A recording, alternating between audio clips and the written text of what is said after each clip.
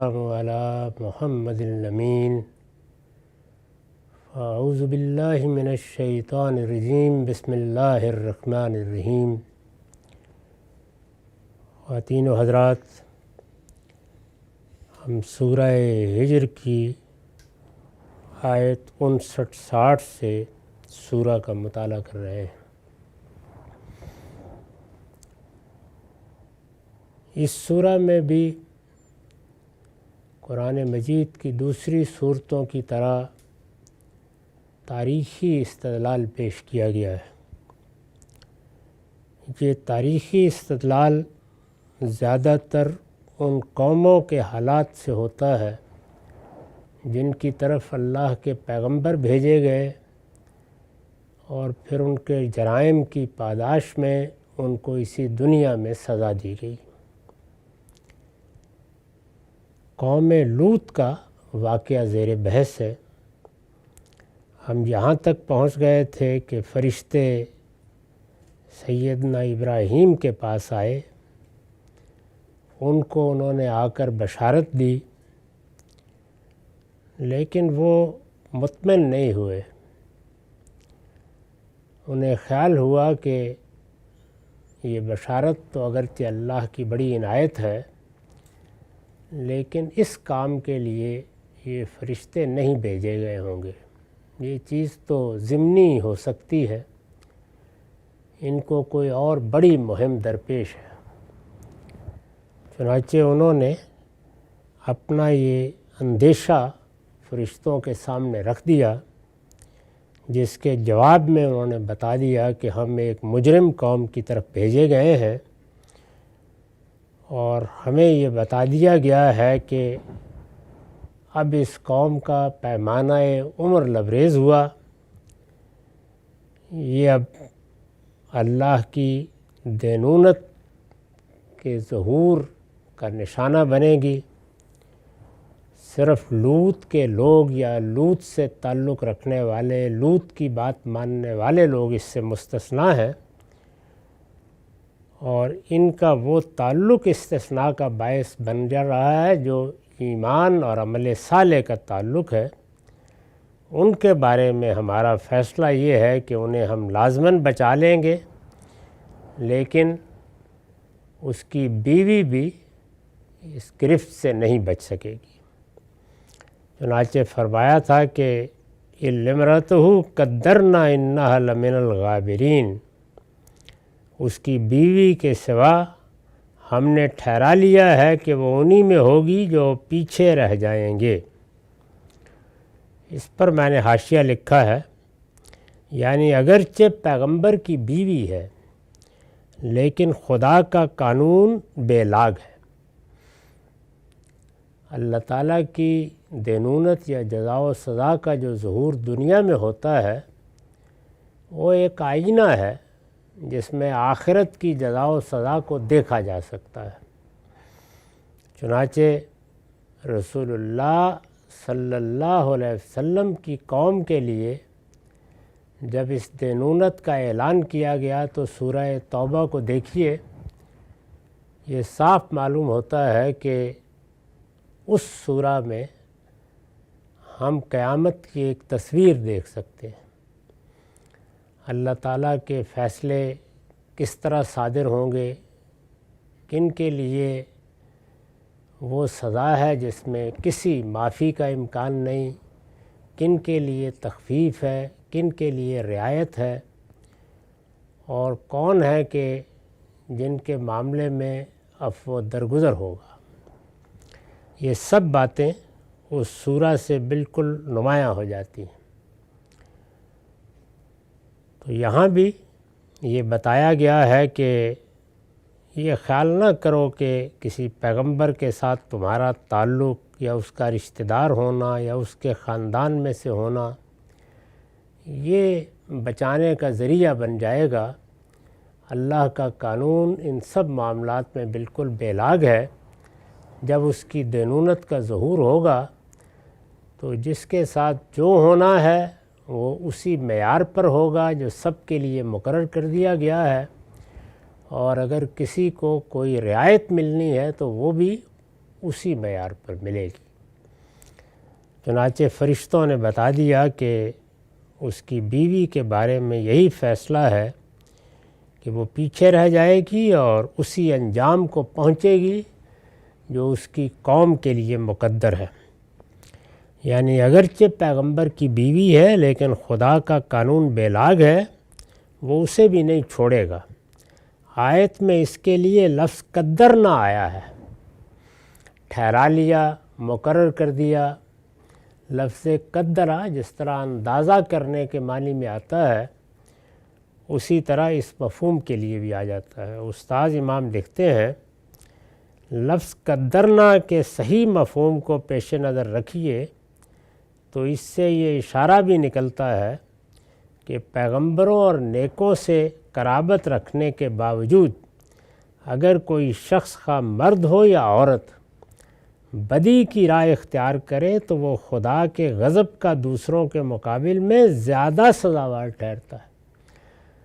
اللہ تعالیٰ کا جزا و سزا کا قانون اس قاعدے پر مبنی ہے کہ جس کو جتنا علم ملا ہے، جس کو جتنے سازگار حالات ملے ہیں، جس کے لیے نیکی اور خیر کو پانے کے جتنے زیادہ مواقع فراہم کیے گئے ہیں، اس کی گرفت بھی اسی کے لحاظ سے ہوگی، اور جس کو مواقع نہیں ملے، جس تک علم نہیں پہنچا، اس کے ساتھ رعایت ہوگی۔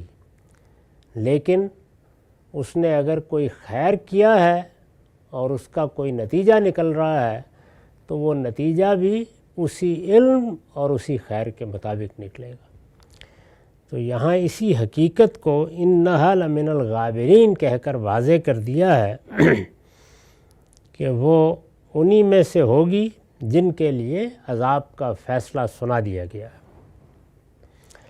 فلما جاء آل لوط المرسلون، پھر جب یہ فرستادے یعنی سیدنا ابراہیم کو بشارت دینے اور اس گفتگو کے بعد پھر جب یہ فرستادے اللہ کے فرشتے لوط کے لوگوں کے پاس پہنچے، قال انکم قوم منکرون، جس طرح ابراہیم علیہ السلام کو بھی یہ احساس ہوا تھا کہ یہ کچھ اجنبی لوگ ہیں، خیر سے آئے ہوں۔ ابراہیم علیہ السلام کو تو یہ اندیشہ اس وقت لاحق ہوا جب کھانا ان کے سامنے چن دیا گیا اور ان کے ہاتھ کھانے کی طرف نہیں بڑھے۔ لوط علیہ السلام اپنے گرد و نواح کے لوگوں سے واقف ہی تھے، بستی کے لوگ، وہاں عام آنے جانے والے لوگ۔ قبائلی زندگی میں یا اس زمانے کے شہروں میں یہ چیز کوئی ایسی مشکل نہیں تھی کہ اگر کوئی جاننے والا آیا ہے یا جہاں تہاں سے اس نے سفر کیا ہے تو پہلے ہی مرحلے میں معلوم ہو جاتا تھا۔ انہوں نے بھی ان کو دیکھا تو کہا انکم قوم منکرون، تم کچھ اجنبی سے لوگ معلوم ہوتے ہو۔ انہیں بھی تعجب ہی ہوا۔ پہلے مرحلے میں اس طرح کا کوئی اندیشہ تو لاحق نہیں ہوا، لیکن یہ خیال ضرور ہوا کہ باہر کے لوگ ہیں، ایسے لوگ نہیں ہیں جن کو پہچانتے ہوں یا جو ارد گرد کے علاقوں سے تعلق رکھتے ہوں۔ تم کچھ اجنبی سے لوگ معلوم ہوتے ہو۔ قالوا بل جئناک بما كانوا فیہ یمترون، فرشتوں نے جواب دیا، انہوں نے جواب دیا، نہیں بلکہ ہم تمہارے پاس وہی چیز لے کر آ گئے ہیں جس میں یہ شک کر رہے تھے۔ یہاں انہوں نے پہلے سوال کے جواب ہی میں بتا دیا کہ ہم کوئی اجنبی لوگ نہیں ہیں، نہ سامان بیچنے آئے ہیں، نہ مسافر ہیں کہ رات پڑ گئی اور یہاں ٹھکانے کے لیے آ گئے۔ ہم وہ چیز لے کر آ گئے ہیں جس پر یہ تمہارے ساتھ بحث مباحثہ کر رہے تھے۔ وہ چیز کیا ہے؟ اللہ کی دینونت کا ظہور، اللہ کی جزا و سزا کا ظہور۔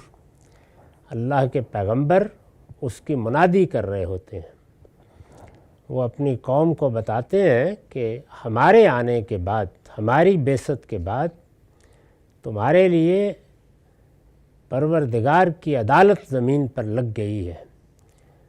وہ فیصلہ جو سب انسانوں کے لیے قیامت میں ہونا ہے، تمہارے لیے وہ اسی زمین پر شروع ہو رہا ہے، اس لیے متنبہ ہو جاؤ۔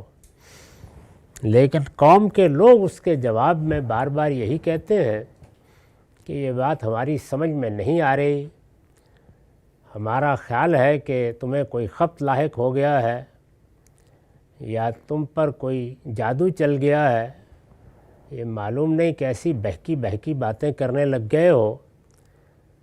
صدیوں سے ہم بھی رہ رہے ہیں، ہمارے آباء و اجداد بھی ہیں، وہ سب کچھ جو ہم کر رہے ہیں انہوں نے بھی کیا تھا۔ اس دنیا میں کوئی قیامت ان پر نہیں ٹوٹ پڑی، ہم پر کہاں سے ٹوٹ پڑے گی؟ اس لیے یہ بات تو ہم نہیں ماننے۔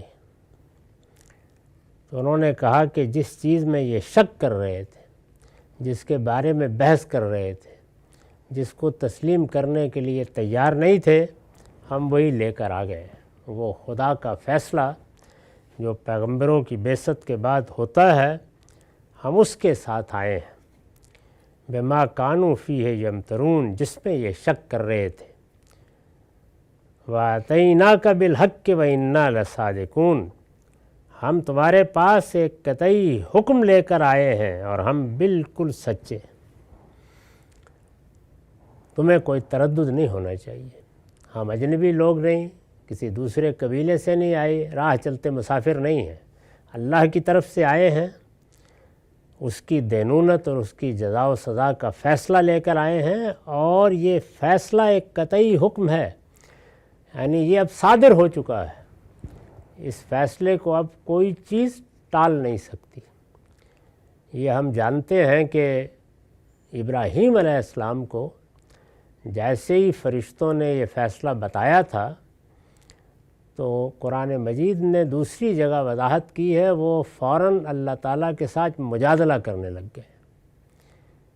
انہوں نے کہا کہ پروردگار، یہ لوط کی بستی ہے، تو یہاں اگر آپ نے اس طرح عذاب نازل کر دیا اور اس میں تو راست باز لوگ بھی ہوں گے، تو کیا سب کو آپ اس کا ہدف بنا دیں گے؟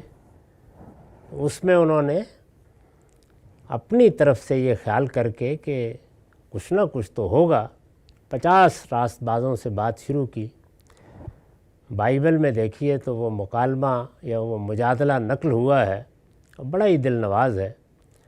اللہ تعالیٰ نے فرمایا ابراہیم کچھ بھی باقی نہیں رہا، اب یہ چند لوگ ہیں، ان کو ہم نکال لیں گے، ہم نے اس چھاچھ کو بہت بلو لیا ہے، اس میں اب کوئی مکھن نہیں ہے، اطمینان رکھو۔ چنانچہ ابراہیم کو تو داد دی اور یہ کہا کہ ابراہیم بڑا ہی دردمند دل رکھنے والا تھا، لیکن صاف فیصلہ سنا دیا۔ تو فرشتوں نے یہاں لوط علیہ السلام کو بھی یہ کہا کہ ہم تمہارے پاس ایک قطعی حکم لے کر آئے ہیں۔ یہی وہ اتمام حجت کا قانون ہے جس کی ہم نے وضاحت کی ہے، بتایا ہے کہ یہ کیا قانون ہے، اس کے کیا شواہد ہیں، یہاں اسی کا ظہور ہو رہا ہے۔ تو انہوں نے کہا کہ ہم بالکل سچے ہیں۔ اس پر میں نے لکھا ہے، یہ تنبیہ اور توثیق کا جملہ ہے، یعنی اس میں خبردار کرنے کا پہلو تو موجود ہی ہے، اس کے ساتھ توثیق بھی ہے کہ یہ قطعی حکم ہے، فیصلہ ہے، وہی فیصلہ ہے جس کی تم اس سے پہلے خبر دیتے رہے ہو، وہی فیصلہ ہے جس کو یہ جٹلاتے رہے یا اس میں شک کا اظہار کرتے رہے ہیں، اس کا وقت پورا ہو گیا، ہم وہ فیصلہ لے کر آئے ہیں اور ہمیں اس نے بھیجا ہے جس نے تمہیں اس منصب پر فائز کیا ہے۔ ہم اس میں بالکل سچائی کے ساتھ پیغام پہنچا رہے ہیں، معاملہ ختم ہو گیا۔ تو انہوں نے کہا کہ یہ ہماری طرف سے ایک قطعی بات ہے اور یہ ہم نے تمہیں بتا دی ہے۔ یہ تنبیہ اور توثیق کا جملہ ہے، مطلب یہ ہے کہ ہمیں لڑکوں کی صورت میں دیکھ کر کسی غلط فہمی میں نہ پڑنا۔ آگے واضح ہو جائے گا اور دوسری جگہوں سے بھی واضح ہے کہ فرشتے نہایت خوبرو لڑکوں کی صورت میں تھے، ہم جو کچھ کہہ رہے ہیں وہ شدھ نہیں ہے، یعنی وہ ہو کر رہنا ہے، اس کو اب کوئی طاقت روک نہیں سکتی۔ اس لیے اب بغیر کسی تردد کے اور بلا تاخیر ہماری ہدایات پر عمل کرو۔ ہم جو کچھ کہیں انہوں نے لوط علیہ السلام کو اور ان کے لوگوں کو بتا دیا کہ اس کی پیروی کرو۔ ہم لڑکے نہیں ہیں، لڑکوں کی صورت میں آئے ضرور ہیں، لیکن ہم بہت بڑا فیصلہ لے کے آئے ہیں۔ فَأَسْرِ بِأَهْلِكَ بِقِطْعٍ مِّنَ اللَّيْلِ وَاتَّبِعْ أَدْبَارَهُمْ وَلَا يَلْتَفِتْ مِنْكُمْ أَحَدٌ وَامْضُوا حَيْثُ تُؤْمَرُونَ۔ لہٰذا اب تم کچھ رات رہے اپنے گھر والوں کے ساتھ یہاں سے نکل جاؤ۔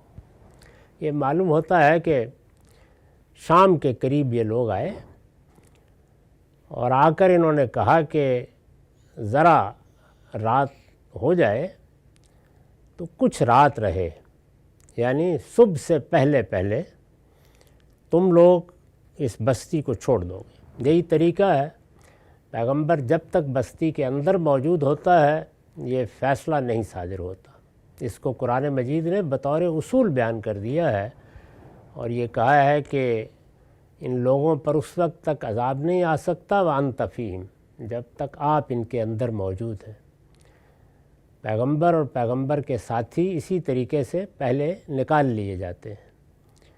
اگر پیغمبر ہجرت کر چکے ہوں جیسے کہ رسول اللہ صلی اللہ علیہ وسلم کے ساتھ ہوا اور اس کے بعد کچھ مہلت ملی ہو تو اس وقت نکالنے کی ضرورت نہیں ہوتی، لیکن نکالنے کا یہ معاملہ اس دقت نظر کے ساتھ ہوتا ہے کہ رسول اللہ صلی اللہ علیہ وسلم کے نکل جانے کے بعد جب حدیبیہ کا موقع ہوا اور مسلمانوں کا خیال یہ تھا کہ ہمارے ساتھ بڑی زیادتی ہوئی ہے، اس وقت ہمیں حملہ آور ہو جانا چاہیے۔ ان لوگوں نے بغیر کسی سبب کے ہمارے لیے عمرے کا راستہ بند کر دیا ہے، یہ ان کا کوئی حق نہیں ہے۔ وہ خیال کرتے تھے کہ یہ سراسر جارحیت ہے، ضد اور ہٹ درمی ہے جس کا قریش کی طرف سے اظہار ہو رہا ہے۔ ہم نے ان سے بات کی ہے، یہ اگر ماننے کے لیے تیار نہیں ہے تو اسی وقت مکے پر حملہ آور ہو جانا چاہیے اور عمرہ کر کے جانا چاہیے۔ لیکن اللہ تعالیٰ نے حکم دیا کہ تم لوٹ جاؤ گے۔ اس کی وجہ یہ بیان کی کہ ابھی میں سب لوگوں کو نکال نہیں سکا، ابھی یہاں کچھ لوگ ہیں دل سے ایمان لا چکے ہیں، لیکن اس کا اظہار کرنا یا آگے بڑھ کر ہجرت کر جانا اس میں ان کو کچھ مسائل لاحق ہیں، ان کو موقع ملنا چاہیے۔ تو نکال لیا جاتا ہے ان سب لوگوں کو جو ایمان لا چکے ہوتے ہیں، کیونکہ یہی اس جزا و سزا کا قاعدہ ہے۔ اس میں تو یہ نہیں ہو سکتا کہ نیکی اور خیر کی راہ اختیار کرنے والے اور پیغمبر کی بات سننے والوں پر عذاب آ جائے۔ یہاں پر بھی انہوں نے یہی کہا کہ رات رہے، کچھ رات رہے، بِقِطْعٍ مِّنَ اللَّيْلِ، اپنے گھر والوں کے ساتھ نکل جاؤ۔ گھر والوں کے ساتھ یعنی اس سے یہ معلوم ہوتا ہے کہ خاندانی کے چند لوگ تھے جنہوں نے ان کی بات مانی، بیوی کے سوا باقی کوئی ایمان نہیں لایا۔ برسوں کی جدوجہد کے بعد بھی کچھ حاصل نہیں ہوا۔ وَاتَّبِعْ أَدْبَارَهُمْ، اور لوط سے کہا کہ جب یہ لوگ نکلیں بستی چھوڑ کر، تمہارے اہل و عیال یا تمہارے ساتھی، تو تمہیں ان کے پیچھے پیچھے چلنا ہے۔ عام طور پر تو یہ ہوتا ہے کہ آگے چلتا ہے آدمی، لیکن نے کہا کہ نہیں، جب یہ نکلیں تو تمہیں پیچھے پیچھے چلنا ہے۔ میں نے اس پر حاشیہ لکھا ہے، یہ اس لیے فرمایا کہ ان کے گھر والوں میں سے کوئی پیچھے نہ رہ جائے۔ ظاہر ہے جب چلتے ہیں تو راستے میں یا اپنے آپ کو چھپانے کے لیے یا احتیاط کے لیے دائیں بائیں ہوتے ہیں، تو یہ فرمایا کہ آپ پیچھے چلیں گے اور یہ آگے چلیں گے، اور اس طرح سے اس بستی سے ہجرت ہو جائے گی۔ استاذ امام کے الفاظ میں جس طرح رائی اپنے گلے کے پیچھے چلتا ہے کہ کوئی بھیڑ ریوڑ سے الگ رہ کر بھیڑیے کا شکار نہ ہو جائے، تو ان کو ہدایت کی گئی کہ ایک تو کچھ رات رہے نکلیں گے، اور دوسرے یہ کہ تم پیچھے پیچھے چلو گے۔ ولا یلتفت منکم احد، انسان جب اپنے وطن کو، اپنی بستی کو، اپنے علاقے کو چھوڑتا ہے تو یہ کوئی آسان کام نہیں ہوتا، وہ لازماً محبت سے، التفات سے، ہجرت کے احساس کی بنا پر پیچھے مڑ کے دیکھتا ہے۔ فرمایا کہ گھر والوں کے ساتھ نکل جاؤ، ان کے پیچھے پیچھے چلنا، اور تم میں سے کوئی پلٹ کر نہ دیکھے، پیچھے مڑ کر کوئی نہیں دیکھے گا۔ میں نے حاشیہ لکھا ہے یہ ہدایت کیوں ہوئی، یعنی یہ کہنے کی اس موقع پر کیوں ضرورت محسوس کی گئی۔ استاذ امام امین احسن اصلاحی نے وضاحت فرمائی ہے، وہ لکھتے ہیں کسی جگہ سے نکلتے ہوئے اس کی طرف مڑ مڑ کے دیکھنا اس بات کی علامت ہے کہ اس کے ساتھ انس اور لگاؤ ہے، تعلق خاطر ہے۔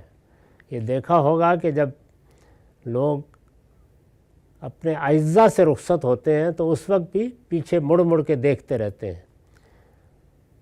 لوگوں کو آپ چھوڑنے کے لیے کہیں جائیں تو وہاں بھی اسی طرح کا منظر ہوتا ہے، بستی سے نکلتے وقت بھی یہی صورت ہوتی ہے۔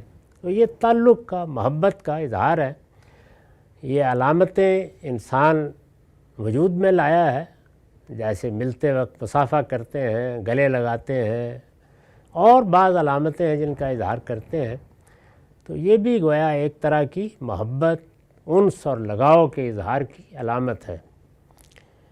کسی جگہ سے نکلتے ہوئے اس کی طرف مڑ مڑ کے دیکھنا اس بات کی علامت ہے کہ اس کے ساتھ انس اور لگاؤ ہے۔ یہ انس اور لگاؤ عام حالات میں تو ایک فطری چیز ہے، چنانچہ یہ قابل تحسین ہے کہ آدمی اپنے وطن سے، اپنے گاؤں سے، اپنے علاقے سے، اپنی جنم بھومی سے اس تعلق کا اظہار کرے۔ یہ انس اور لگاؤ عام حالات میں تو ایک فطری چیز ہے، اور ایک فطری تقاضے کو روکا یا دبایا نہیں جا سکتا، لیکن جس بستی کے لیے اتمام حجت کے بعد عذاب الہی کا فیصلہ ہو چکا ہو، اس سے نکلتے وقت اللہ تعالیٰ یہ چاہتے ہیں کہ اہل ایمان کو اس طرح دامن جھاڑ کے اٹھنا چاہیے کہ اس کے ساتھ دل کے لگاؤ کا کوئی شائبہ بھی باقی نہ رہ جائے، اسی طرح نکلنا چاہیے۔ اسی کی روشنی میں وہ سب ہدایات بھی سمجھ لینی چاہیے جو صحابہ کرام کو دی گئی۔ یعنی یہاں تو یہ ہے کہ فرشتے شام کے وقت آئے ہیں، انہوں نے آ کے بتا دیا ہے کہ یہ آخری رات ہے، اس کی صبح سے پہلے پہلے یہ بستی ختم ہو جائے گی، یہ قوم برباد کر دی جائے گی۔ اس میں یہ چند لوگ جو تم پر ایمان لائے ہیں اور وہ بھی تمہارے خاندان کے ہیں، بیوی کے سوا، ان کو لے کر نکل جائیے۔ اس موقع پر اتنی بات ہی کافی تھی کہ پیچھے مڑ کے نہیں دیکھیے، کسی انس اور لگاؤ کا اظہار نہ ہو۔ لیکن صحابہ کرام کو، یعنی رسول اللہ صلی اللہ علیہ وسلم کی دعوت کے نتیجے میں جو دینونت برپا ہوئی، جزا و سزا برپا ہوئی، اس میں یہ چند لمحوں کا یا چند ساعتوں کا سفر رات میں جب یہ نکلے ہیں، وہ کچھ برسوں پر محیط ہوا ہے۔ یعنی رسول اللہ صلی اللہ علیہ وسلم تو نکل گئے، لیکن قوم کا فیصلہ اس کے 10 سال بعد ہوا۔ 10 سال کے عرصے میں پھر وہ زمانہ آ گیا کہ جس میں یہی ہدایات، یعنی تمہارا کوئی انس، کوئی لگاؤ اب مکے والوں کے ساتھ یا ان منکرین کے ساتھ نہیں رہنا چاہیے۔ تو اس میں کچھ ہدایات قرآن میں دی گئیں، ان کے بارے میں بھی، اور آخری فیصلے سے چند برس پہلے یہود کے معاملے میں بھی جو مدینے میں تھے، وہ ہدایات ہیں جو لوگوں کے لیے غلط فہمی کا باعث بنتی ہیں۔ وہ یہی ہیں، اب تمہارا کوئی تعلق نہیں، اب دوستی نہیں ہو سکتی، یہ اعزاء ہیں، رشتہ دار ہیں، تعلق والے ہیں، ان کے حقوق تھے، اور ان حقوق کی ہر لحاظ سے پاسداری کی گئی، لیکن اب فیصلہ ہو گیا ہے، فیصلہ ہو گیا ہے تو اب سب لوگ منہ موڑ لیں۔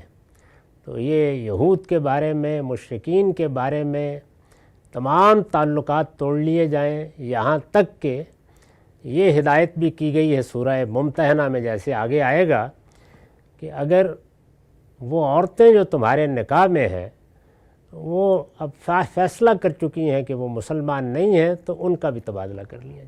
یہ معاملہ اب ختم ہو گیا، یعنی اس سے پہلے کسی سے نہیں کہا گیا کہ نکاح توڑ لیجئے۔ جب وہ مرحلہ آیا ہے تو پھر نہ نکاح کا رشتہ باقی رہا، نہ اعزاء کے رشتے باقی رہے، نہ دوستی کرنے کو گوارا کیا گیا۔ وہی آیات ہیں جنہیں لوگ ان کی جگہ سے اٹھاتے ہیں اور پھر یہ نتیجہ نکال لیتے ہیں کہ کوئی ابدی حکم دے دیا گیا ہے، وہ خاص مرحلے کی ہدایات ہے۔ یہ مرحلہ ہے، یعنی یہاں وہ چند ساعتوں کی چیز ہے، اس میں بھی یہی کہا گیا ہے کہ پیچھے مڑ کر بھی نہیں دیکھو گے، بس ختم ہو گیا معاملہ ان کا۔ تو فرمایا کہ تم میں سے کوئی پیچھے مڑ کر بھی نہ دیکھے، اور اس کے ساتھ مزید ہدایت یہ کی کہ وَامْضُوا حَیْثُ تُؤْمَرُونَ، اور وہاں چلے جاؤ جہاں تم کو جانے کی ہدایت کی جا رہی ہے۔ اس سے معلوم ہوا کہ ہجرت کی جگہ متعین کر دی گئی تھی، یعنی یہ بتا دیا گیا تھا کہ یہ بستی سے نکلیں گے تو نکل کر کہاں آباد ہوں گے۔ عام طور پر یہی ہوا ہے کہ پیغمبروں کو اس کے بعد وہی ہدایت کی گئی ہے جو رسول اللہ صلی اللہ علیہ وسلم کو مشن کی تکمیل کے بعد کی گئی کہ فَإِذَا فَرَغْتَ فَانْصَبْ وَإِلَىٰ رَبِّكَ فَارْغَب۔ یہ معاملہ پایہ تکمیل کو پہنچ گیا، اب آپ یکسو ہو کر اپنے پروردگار سے لو لگائیے، زیادہ وقت اس کی یاد میں صرف کیجیے، اب اپنے رب کی طرف جانے کی تیاری کا وقت آ گیا ہے۔ تو یہی وہ کرتے ہیں، تو کچھ وقت اپنے اہل و عیال کے ساتھ گزارنے کی مہلت دی جاتی ہے، پھر اٹھا لیا جاتا ہے۔ بعض تاریخی روایات سے یہ معلوم ہوتا ہے کہ اس علاقے میں، یہ چونکہ جزیرہ نما عرب کے پرانے پیغمبر ہیں، کہ اس علاقے میں ان سے یہ کہا جاتا تھا کہ یہ بیت اللہ کی جوار میں چلے جائیں اور وہاں کچھ وقت گزاریں۔ چنانچہ اگر آپ مکے کی تاریخ پڑھیں تو معلوم ہوتا ہے کہ حتیم کے نیچے بہت سے پیغمبر مدفون ہیں۔